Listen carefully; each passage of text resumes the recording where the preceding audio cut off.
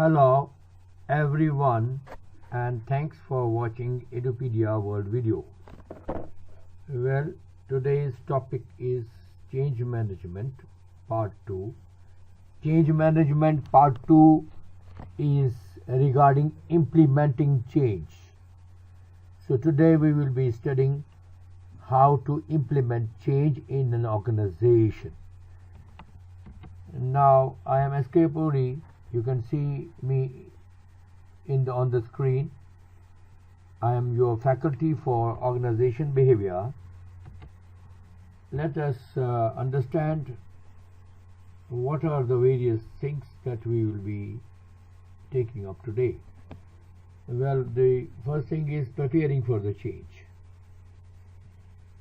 People always react to change, and hence we must prepare to change whenever we want to bring change. And people react to change differently. Secondly, resistance can cause change to fail. If we do not manage resistance to change and we take wrong choices, we may fail in our implementing change. So the most important thing of implementing change is understanding resistance, the forces of resistance, and the reaction of the different people to resistance and how to manage that resistance. Excellence in change management involves change leadership. Now, during this particular talk, we will be taking a few examples and we will be coming to them time and again. Our first example is changing examination system in a university. Second will be trying to change the practices in a hospital to reduce hospital-acquired infection. Let us say we want to change the practices so that the number of hospital-acquired infections go down. Third will be introducing ERP system for material procurement in a manufacturing plant. This will be a very heavy and a big change of changing the total procurement system. Taking these examples in various slides, I will be able to explain you the implementing change. Well, let me tell you that I am not dealing with social change. Social change has got different dimensions, and here we are concentrating in change in an organization. Well, let us define what is meant by change agent and what is a change leader. We're talking about change, we have to understand these two things very clearly. A change agent, whether it is an organizational change or social change, it is people who act as catalysts for change, someone who directly or indirectly causes change. The change agents are like leaders. They are catalysts in bringing change. We always find some people take the change very positively and come forward as change agents. The second concept that we have to understand, who is a change leader. A change leader is one, he has the ability to energize groups who will be implementing change projects and that they will be or they may not have bought into. All those things, all those people who have not actually onto implementing change, they also get energized and come into the field of making change. That is his leadership. Rather, people who are not ready for change, they also become ready to make change. So he uses change agents into the process of change. A leader who creates a vision to guide people through inspiration and commitment. He gives the direction, he gives the inspiration, he gives the big picture for the change. A leader is one who initiates and manages the change process and energizes it to an ongoing basis, removing roadblocks and or accelerating its pace. So having understood the concept of change agent and change leader, let us understand what are the types of changes. There are three types of changes. Type 1, that which is done to us. Type 2 is that which we do not do to us, but that we do to ourselves. That means we do it to ourselves. Nobody does it to us from outside. Type 3 is that which we do to others. Now, type 1, that which is done to us, is a change which is brought from outside. Very few people like this type of change. It violates our sense of independence, freedom, and control of our destiny, most likely to resist within the context of organization change. Now, when a change is done to us, we feel lack of control, we feel stressed, and we don't like it. The second type is that which we do to ourselves. Now, this particular change is that when we are innately self-motivated for the change, we want the change.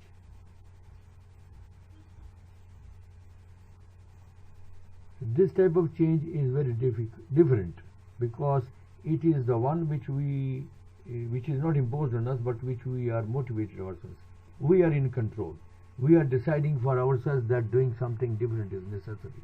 Because it is our decision, we don't resist our decision to change. Type 3 is that which we do to others. Change from the other side of the fence. Type 3 change, then it is perceived by the receiver as type 1 change. So when we want to change the others, which we have seen in the case of motivation and learning chapters, then it is a change that we want to do to others. It is perceived as type 1 change. Type 1 and type 3 are related in a sense.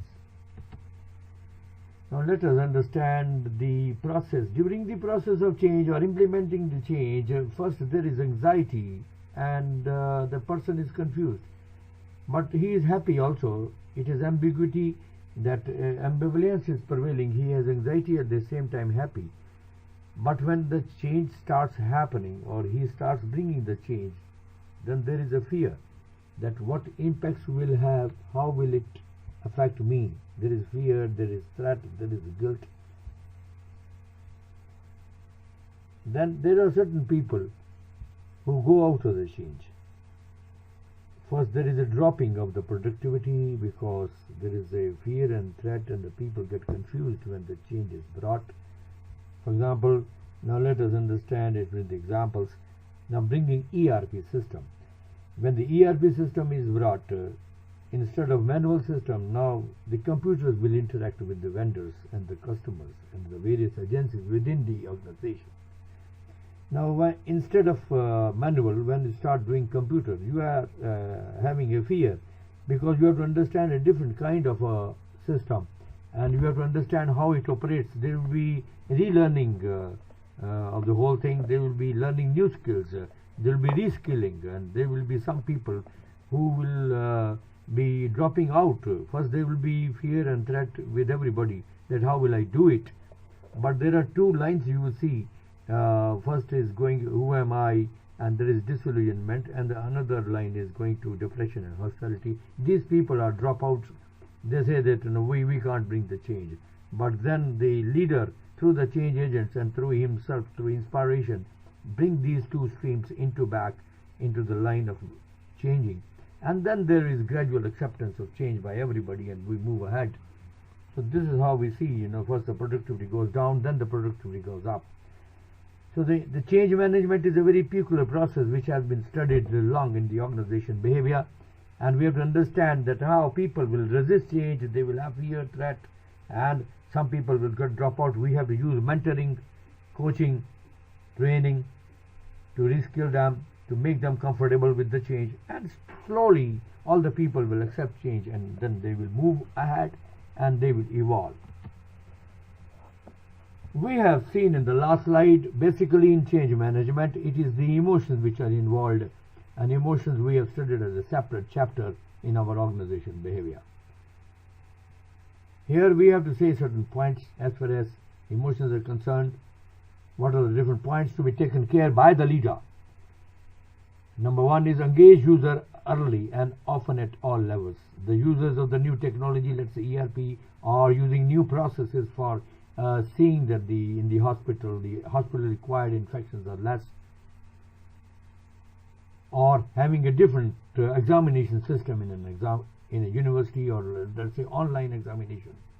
All those people who are using these new systems or new processes or new procedures, they are to be engaged at all levels, and then motivation is the key, because they will have a fear and a threat how to make change. To make the change manageable, One point I want to insist is always take small steps. Do not bring change all at one time. Have small goals set up, move to that goal, then move for step further. Take small steps so that the change is not overwhelming. When overwhelming is there, there's too much of stress, and the change, it will be difficult to bring. Make the change seem smaller than it is, and generate hope. All the time you have to create hope in the people. That is the leadership. That is the basic thing behind the motivation. Make change a matter of identity, not consequence. Who am I? What kind of situation is this? What would someone like me do in this situation? All these things will come in the mind of the people. So you have to understand the emotions. How to deal with the resistance. Basically, the whole problem of change management is the resistance and its management. So understand resistance. Acknowledge it first of all. Tell the persons your perception of resistance. Be clear, specific, and honest. Be empathetic. Try to understand them. Why they are trying resistance. Why they are having resistance. Is it they lack the skill? Is it that they require the knowledge? Is it they are fearful that they will lose their job? What is empathetic means trying to understand, putting yourself in their shoes. So acknowledge the change, resistance, and understand the other people who are into the process. Investigate. Second is investigate. After acknowledging the resistance and understanding it, investigate means identify the main source of resistance. Encourage people to talk about feelings. Listen, isolate, and work individual issues. You should be available. You should be approachable. Then only they will tell their problems. Then third point is reinforce.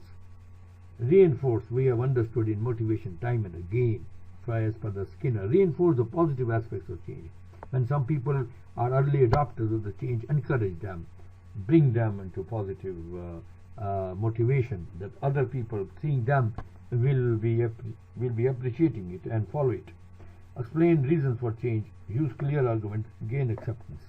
So this reinforcement means a positive reinforcement for those who go on accepting change, and this is how 100% will come into the ambit of change. Resistance is a natural phenomena.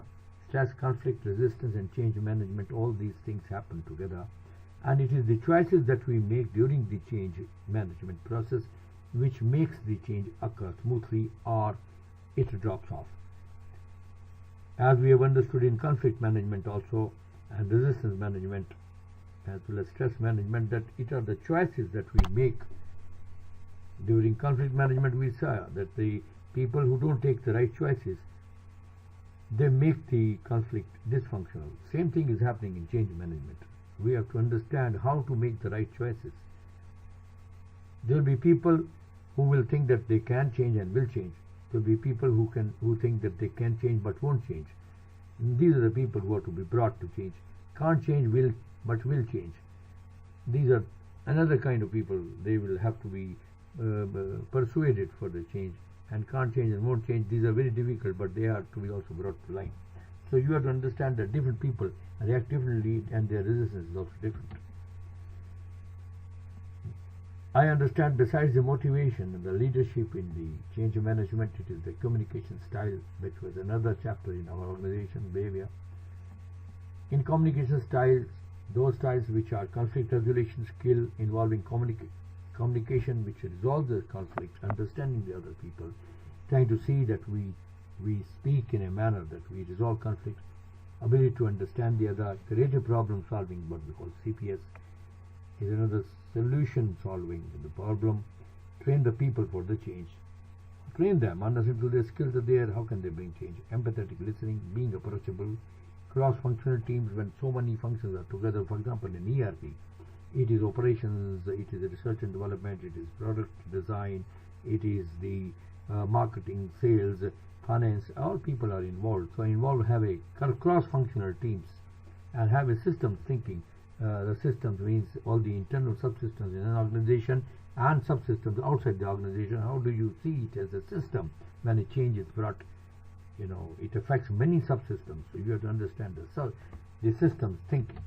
Now, lastly, we say that management of complex change involves vision, skills, incentives, resources, and action plan.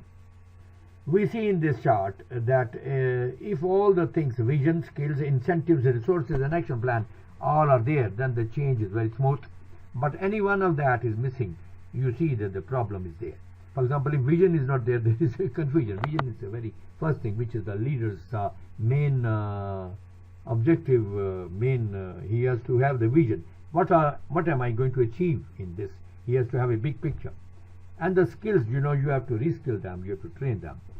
And if incentives are missing, then also the change is very gradual. You have to incentivize it. People who go on adopting change, people who learn faster, you give them some incentives. And then the resources are very important. If the resources are not there, there is a frustration. You have to have, let's again go to the examples, if you have to have a less infection rate, hospital acquired infection, we have to have to create resources so that we have the better ways of controlling or seeing that the infection is not spread, hospital acquired infection is not caught. Maybe we have to have isolation rooms, we have to train people of the housekeeping, we have to train nurses for that.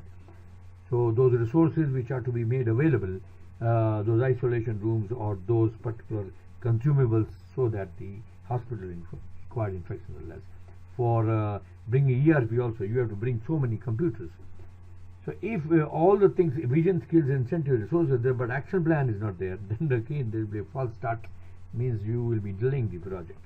As we see that the various components of bringing a complex change, namely vision, skills, incentives, resources, and action plan, all are required.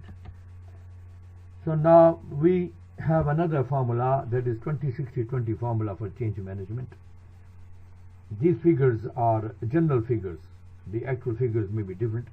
20% of the people who are on board immediately when you want to bring change. 60% people are on the fence and look to the leaders for when or whether to follow, will get on board eventually. They are in doubt, but eventually they are positive. But 20% are very hard and they don't want to get on board. This 20-60-20 rule, as a practical, we have seen that approach positively. First approach 20% who will get on board immediately, and then these 20% will have some change agents which will bring 60% on board, then 80% on board, then the last 20% who are hard not to crack, they will follow suit. For example, in a university, when you want to change the examination system, see those students who are on board immediately, then once you convince them, they will convince the remaining 60, because some of them will be change leaders or the change agents, and then the last 20% will come on board. Normally, this is what is advised: approach positively. Some people do approach negatively, but the success rate seems to be low. When you start charge sheeting the 20% who are not getting on board, you are approaching it through a negative motivation rather than positive motivation. And punishment is not as good as reinforcement, as we have seen in the chapter of motivation. So better it is advised to approach positively rather than negatively. But the conclusion, to draw the conclusion, is that changes have impact in many areas, for individuals, for customers, for organization, and the whole system. The change happens, and the change is getting effects on various people, individuals, customers, and organization. Change causes ambiguity, uncertainty, anxiety, and resistance that we have seen, and one must face the uncertainty with courage, and do not forget intuition and common sense in making decisions. As we said, the choices which we make, use intuition also, use common sense also, not only data. That is to be understood. People who are too much onto following data, not using intuition, are not the good decision makers. That we have seen in the chapter of decision making. Your communication style is very important. Develop that skill. That's very important. Excellent managers also change leaders. Understand the dynamics, the forces, the right choices to be taken. The dynamics of the whole change process is to be understood. Train the human resources, reskilling them. Understand technical as well as behavioral aspects. Not only technical aspects, the behavioral aspects are very important. Use behavioral science, which is giving so much of information on how to tackle the behavior aspects. Both are important and essential in the right choices to be made. Understanding internal and external environment of the organization, and plan and strategize accordingly. The basic planning premise is the internal and external forces which are there. That is the strategy, and the planning premise must be considered fully during change management. Well, I thank you, all of you, for listening to Edupedia World videos. And if you like the video, please do subscribe to our channel Edupedia World. For more videos, log on to www.edupediaworld.com. Thanks once again from my side. So I take your leave now. Again, reminding you that myself, Naske Puri, your organization Behaviour, watch for the part 3 video, which is on planned change. Thanks again.